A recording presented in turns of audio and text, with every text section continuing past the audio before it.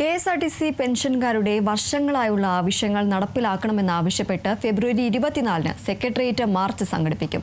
ശമ്പള പരിഷ്കരണം നടപ്പിലാക്കി 4 വർഷം പിന്നിട്ടിട്ടും പെൻഷൻ പരിഷ്കരണം അനിശ്ചിതത്വമായി നീളുന്നതിലും മറ്റ് ആനുകൂല്യങ്ങൾ തടയുന്നതിലുമുള്ള പ്രതിഷേധമായാണ് സമരം. പെൻഷൻ പരിഷ്കരണം, സർക്കാർ ഏറ്റെടുക്കൽ, കുടിശ്ശിക അനുവദിക്കുക തുടങ്ങിയ ആവശ്യങ്ങൾ ഉന്നയിച്ചാണ് മാർച്ച് നടത്തുന്നതെന്ന് KSRTC പെൻഷനേഴ്സ് അസോസിയേഷൻ കൊല്ലം ജില്ലാ കമ്മിറ്റി വാർത്താ സമ്മേളനത്തിൽ അറിയിച്ചു.